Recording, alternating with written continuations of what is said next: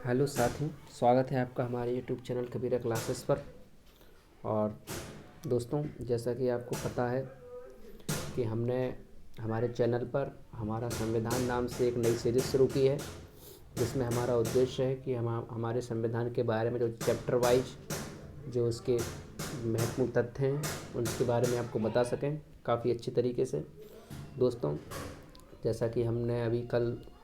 के वीडियो में आपको उसके संविधान के जो भाग 1 है, संघ और उसका राज्य क्षेत्र, जिसमें हमने आपको 1, 2, 3 और 4 अनुच्छेद के बारे में बताया था। दोस्तों, 1 से लेकर 4 अनुच्छेद जो है संविधान का भाग 1 है। दोस्तों, अब हम आपको संविधान का जो दूसरा भाग है, नागरिकता से संबंधित,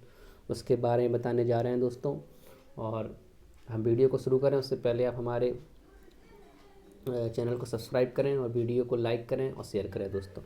चलिए दोस्तों, आज हम देखते हैं हमारे संविधान का जो भाग 2 है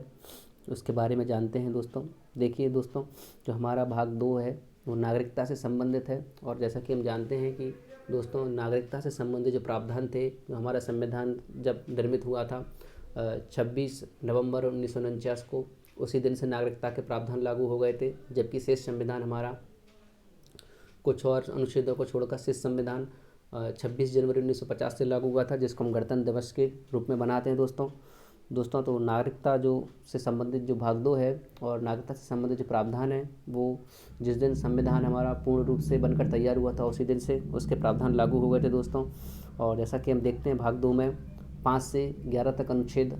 बताए जाते हैं। इसमें देखें दोस्तों कि जो भाग 2 है हमारा, उसके बारे में देखते हैं कि उसके बारे में जो नागरिकता से संबंधित भाग 2, उसमें जो 5वां जो अनुच्छेद है उसमें देखते हैं कि संविधान के प्रारंभ पर नागरिकता, अर्थात जिस दिन से संविधान लागू हुआ उस पर किस लोगों को नागरिकता की श्रेणी में रखा जाएगा, किसको नहीं, इसके बारे में बताया गया है दोस्तों। देखें तो इस संविधान के प्रारंभ पर प्रत्येक व्यक्ति उसके बारे में दिया हुआ है कि किसको नागरिक माना जाए, किसको नहीं, जिसका भारत के राज्य क्षेत्र में अधिवास है, अर्थात जो भारत के राज्य क्षेत्र में निवास करता है और जो भारत के राज्य क्षेत्र में जन्मा था, जन्म के आधार पर इसमें दिया गया है। और जिसके माता या पिता में से कोई भारत के राज्य क्षेत्र में जन्मा था, या जो ऐसे प्रारंभ से ठीक पहले कम से कम 5 वर्ष तक भारत के राज्य क्षेत्र में मामूली तौर से निवासी रहा है, भारत का नागरिक होगा दोस्तों। तो इसमें एक प्रकार से एलिजिबिलिटी दिखाई गई है कि कौन भारत का नागरिक होगा और कौन नहीं होगा। तो दोस्तों, जो 5वां अनुच्छेद है हमारा इसी प्रकार की जो प्रावधान बताता है नागरिकता के बारे में दोस्तों। आप देखते हैं 6वां अनुच्छेद क्या है दोस्तों। 6वां अनुच्छेद देखें तो इसमें दिखाया गया है, जब चूँकि पाकिस्तान उस दिन हमारा इंडिया का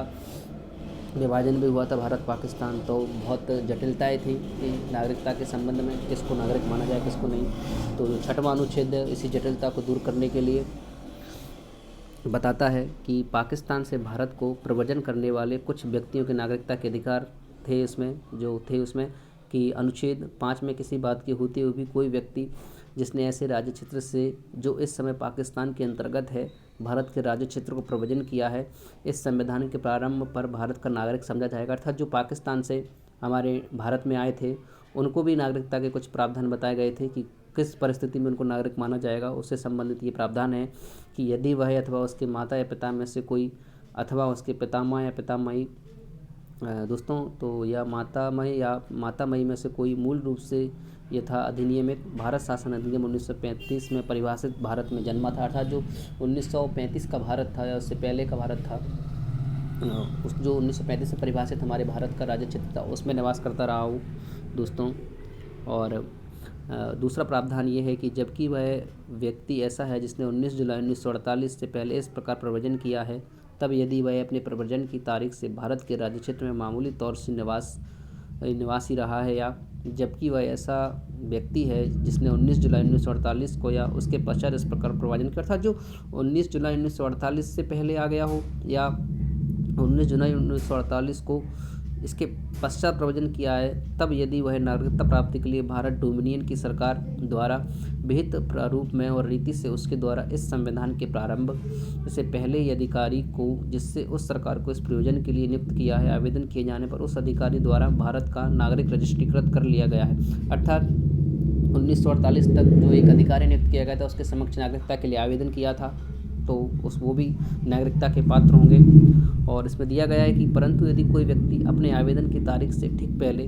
कम से कम 6 मास भारत के राज्य क्षेत्र में निवासी नहीं रहा है, तो वह इस प्रकार के राष्ट्रीयकृत नहीं किया जाएगा। अर्थात अगर आपने आवेदन किया है और आवेदन की जो डेट है उससे 6 महीने पहले तक अगर आप आ गए हैं तो आप उसके लिए पंजीकृत करा सकते थे, अन्यथा नहीं।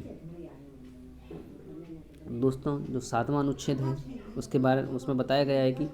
पाकिस्तान को प्रव्रजन करने वाले कुछ व्यक्तियों की नागरिकता के अधिकार जिसमें बताए गए जो पाकिस्तान चले गए थे विभाजन के बाद, उनके बारे में उनकी नागरिकता से संबंधित प्रावधान है कि अनुच्छेद 5 और 6 में से किसी बात के होते हुए भी कोई व्यक्ति जिसने 1 मार्च 1947 के पश्चात भारत के राज्य क्षेत्र पर ऐसे राज्य क्षेत्र को जो इस समय पाकिस्तान के अंतर्गत है प्रव्रजन किया है, भारत का नागरिक नहीं समझा जाएगा। अर्थात जो 1 मार्च 1947 के बाद जो पाकिस्तान को चले गए हैं स्वेच्छा से और उनको भारत का नागरिक नहीं समझा जाएगा। परंतु इस अनुच्छेद की कोई बात ऐसे व्यक्ति को लागू नहीं होगी जो ऐसे राज्य क्षेत्र को जो इस समय पाकिस्तान के अंतर्गत है प्रव्रजन करने के पश्चात भारत के राज्य क्षेत्र को ऐसी अनुज्ञा के अधीन लौट आया हो जो पुनर्वास के लिए स्थायी रूप से लौटने के लिए किसी विधि के प्राधिकार द्वारा उसके अधीन दी गई है और प्रत्येक व्यक्ति के बारे में अनुच्छेद 6 के खंड खा के प्रयोजनों के लिए समझा जाएगा कि उसने भारत के राज्य क्षेत्र को 19 जुलाई 1948 के पश्चात प्रव्रजन किया है। दोस्तों 6 की चर्चा हम पहले कर चुके हैं। दोस्तों जो 8वां अनुच्छेद है वह बताता है कि भारत के बाहर रहने वाले भारतीय उद्भव के कुछ व्यक्तियों के नागरिकता के अधिकार अर्थात भारतीय मूल के, इसमें बताया गया है कि अनुच्छेद 5 में किसी बात के होते हुए भी कोई व्यक्ति जो या जिसके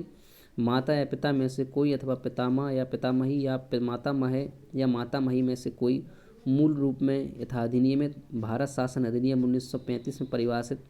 भारत में जन्मा था और जो इस प्रकार परिभाषित भारत के बाहर किसी देश में मामूली तौर से निवास कर रहा है,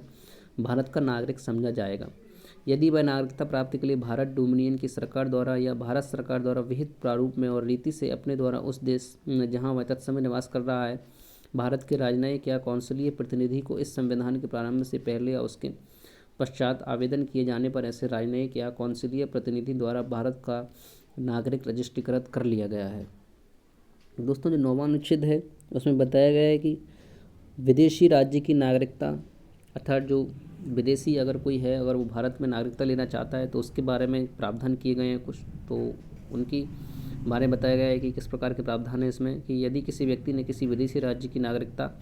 स्वेच्छा से अर्जित कर ली है तो वह अनुच्छेद 5 के आधार पर भारत का नागरिक नहीं होगा अथवा अनुच्छेद 6 या 8 के